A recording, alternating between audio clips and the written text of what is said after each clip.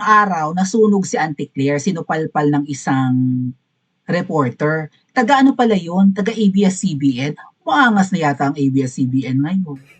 Dati ang maangas yung taga Net25, di ba? Right? Hindi kaya malapit na talaga ang katapusan ni Marcos Jr.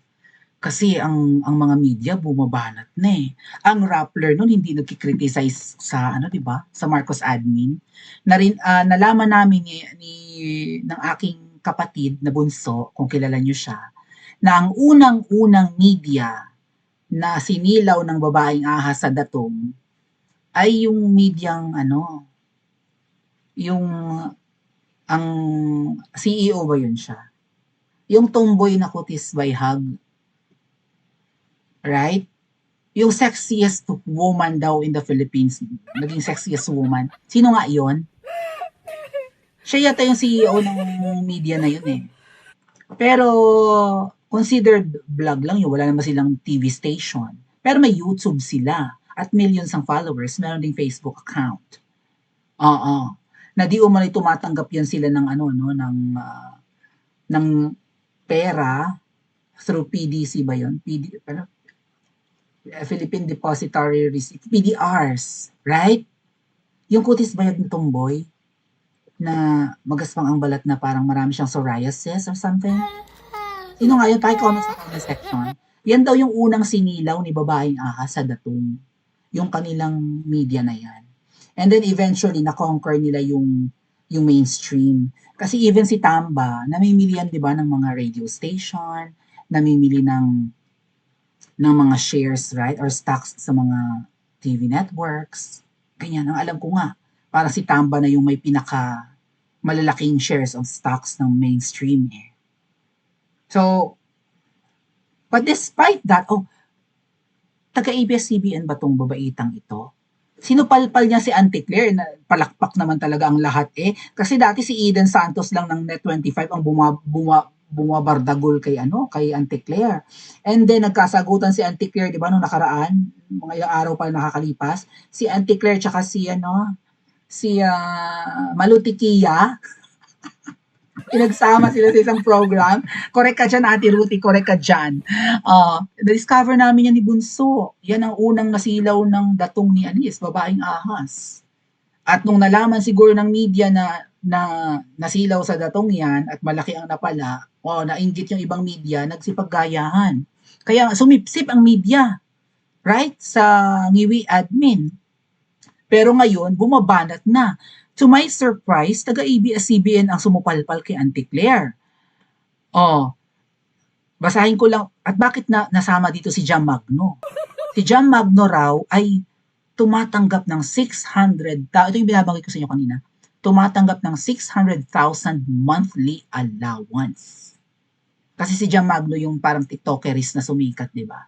Na maarte, maangas, English spokening dollar at binibira-bira nun si Mama Lenlen. So ang tingin natin, kakampi siya, taga Butuan ba yan siya, si Jam Magno?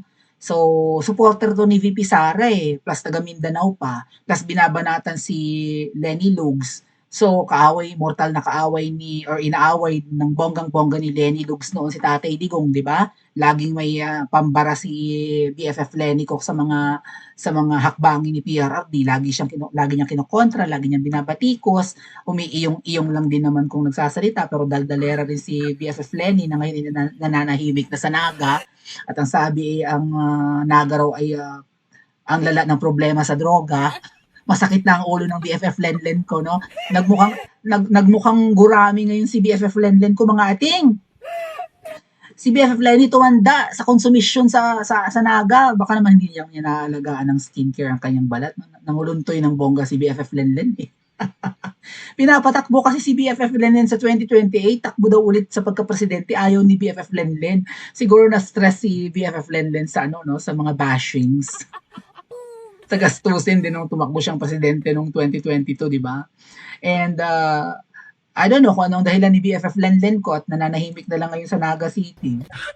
Baka naman kontento na siya doon, kaya lang I don't know, mahinang nila lang. So binibira-bira ni Jam Magno to si BFF Lenny, kaya ang dami natuwa kay Jam Magno, no, na parang DDS ang dating, kakampi ng mga Duterte, plus humahanga siya kay VP Sara. Eh kaso mo, nung nagkaroon ng parang SONA at inimbita lang to at umattend lang ng SONA, biglang naging pro-tamba na si Jam Magno. Tapos inaakusahan ngayon na 600,000 a month ang allowance. Sino hindi masisiro mga ating? Sa 2 buwan, milyonarya ka. Ay talaga ba? Bakit, pero bakit si Jam Magno? Parang tipeda naman sa kakagala. May mga pictures ito na na sumasakay lang ng Roro.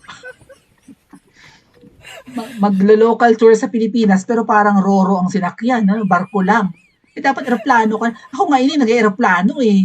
Hampas lupa lang naman ako pag umuwi ako sa parents ko, nagsastay ako in Manila or nasa Manila ako, tapos uwi ako ng Kabisayaan, nag-eroplano ako. Ayoko mag-Roro. Ang haba ng biyahe. Anyway, mamaya si Jam Magno, no? Pero ito, binirabira ni Auntie Claire, binirabira ng isang journalist, si Auntie Claire, at maanghang talaga, no? Kung napanood niyo yung video, if not, basahin ko na lang yung bangayan nila. Muli binanggit na po natin ang ating sagot at sila'y nagkausap na po at sinabi nga po natin, pabayaan na po natin sila at sila naman po ay nagkausap na. Sino ko dito ni Auntie Claire?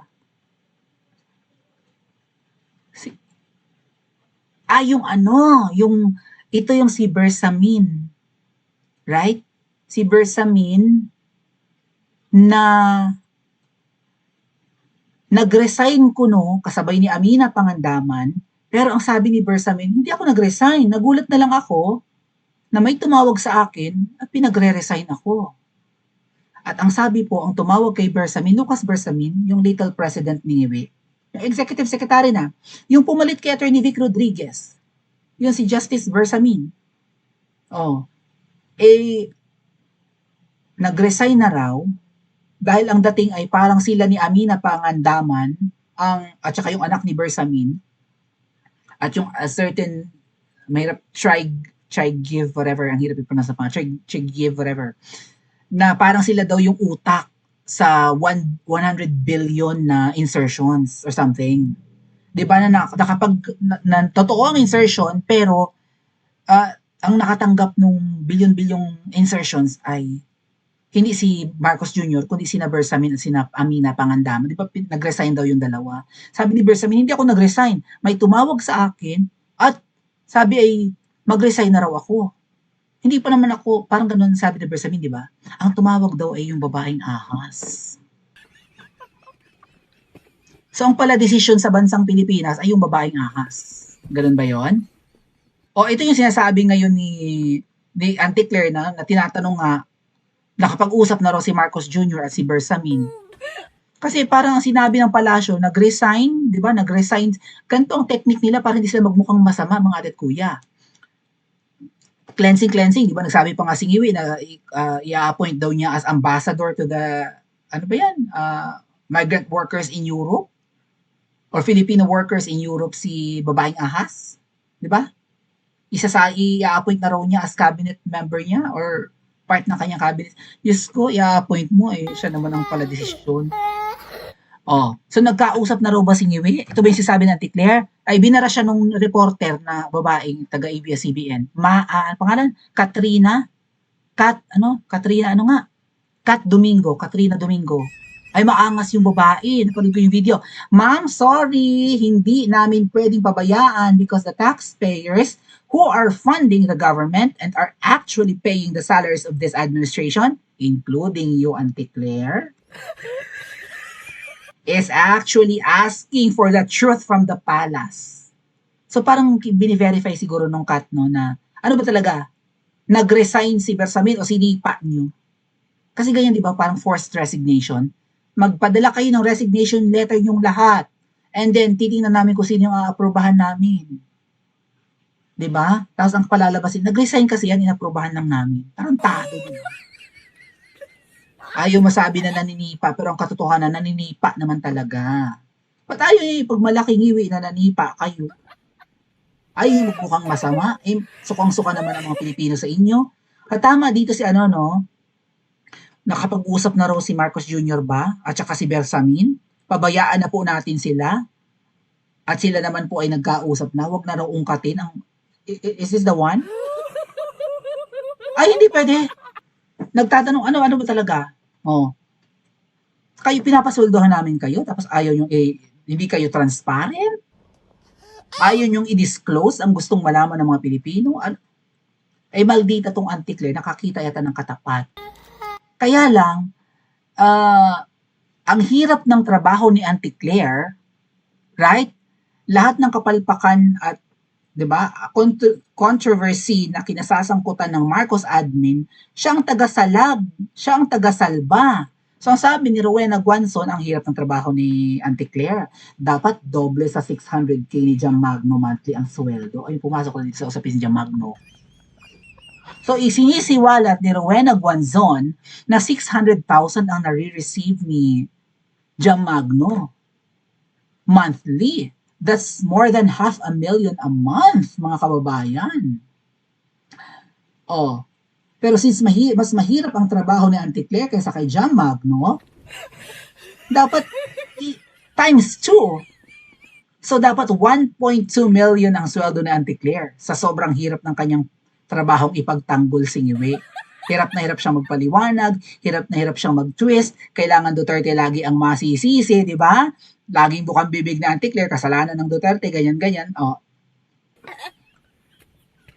Maybe I should search for the video para mapakinggan natin, ano? Sandali ha, napin natin. Na-save ko yun actually eh. Yun ko nga. Napin ko lang. Gusto ko marinig yung pagnangalngal nung Kat Domingo eh. Alright. 1 second mga kababayan. Na-save ko yun eh. Sana hindi mawala sa listahan ko. No? I-search ko na lang.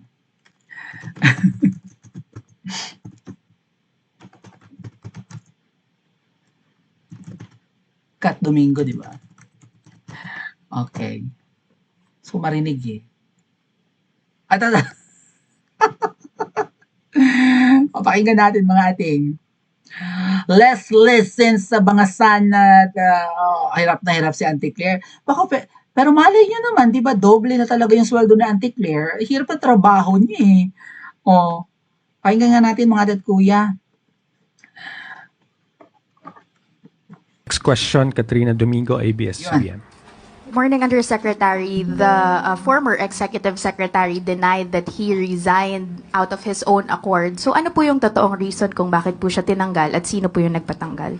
Muli, binanggit na po natin ang ating sagot at sila'y nagkausap na po. At sinabi nga po natin, pabayaan na po natin at sila naman po ay nagkausap na. I'm sorry, hindi namin pwede pabayaan because the taxpayers who are funding the government and are actually paying the salaries of this administration is actually asking for the truth from the Palaban si palace. Ating. Bakit po natanggal yung executive secretary at sino po yung nagpatanggal sa kanya? Hindi ko po masasabi kung sino po nagpatanggal sa kanya. Binanggit ko po kanina na hindi ko po alam kung sinong kausap niya. Kung yun pa ang nababasa ng palasyo, dahil sinabit niya naman po ang sarili niya sa President's prerogative, yan lang po ang ating masasabi. At tinanggap po ang sinasabing resignation. Okay, ma'am, just a follow-up question if you could not give us the exact reason for Bersamin's removal. The former executive secretary was not the first official who actually experienced this kind of treatment na parang they were caught by surprise with their removal. We saw the removal of Baguio City Mayor Benjamin Magalong from the ICI. Also the removal of former DPWH Secretary Bonoan from his post. How does the palace actually explain the seeming trend of unceremonious removal of high-ranking officials in the Philippine seat of power? Tanong po natin, tinanggal po ba si Mayor Magalong? Sino po ba ang nag-resign? Ang huli natin pagkakasabi tungkol kay Mayor Magalong ay ipapatignan, ipapacheck, ipapa-assess sa legal team kung mayroon ba nababiolate. Wala pong nagpa-resign kay Mayor Magalong. Action niya po yan, voluntaryo. Kaya hindi po pwedeng isama o sabihin na may unceremoniously call for his resignation. Yung nire-raise po nitong mga opisyal na to is that nauuna lagi daw po yung yung announcement before they were actually called on or discussed yung issue with themselves. How does the palace respond to that? Na may parang gap in terms of communication within the president's inner circle? Tandaan po natin, lahat naman po kami ay ang aming service ay upon the pleasure of the president. Sabi nga nila, Pagpasok mo dito, hindi mo alam kung ito na yung huling araw mo. So lahat po kami dapat ay handa doon. Handa sa pagsipa. Mailap naman talaga ang presidente eh. Hindi mo makakaharap yan. Kami mga vloggers nga, di ba? After na manalo yun, nag-request kami na i-meet namin. Inabot ng ilang buwan. Nanalo yan May. Nakasama namin yan before elections.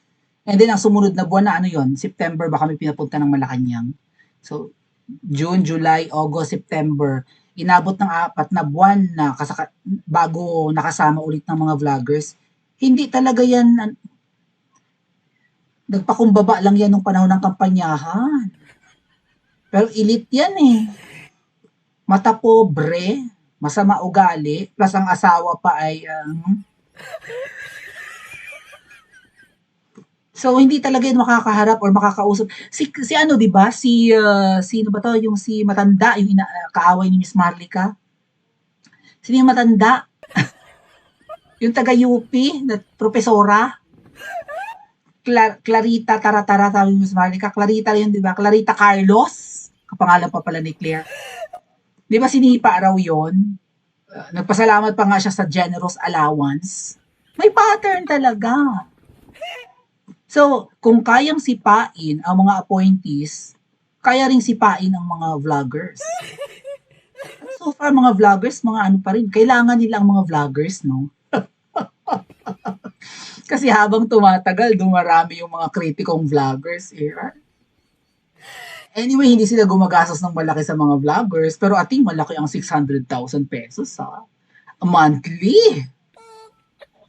Yung kakilala nga natin, 300K lang, para nasa mid-level lang siya ng mga ranking ng vloggers, no? Willing to pay. Pero hindi habang buhay, lalo ngayon tumatagilid yung mga allowance ng mga vloggers na yan.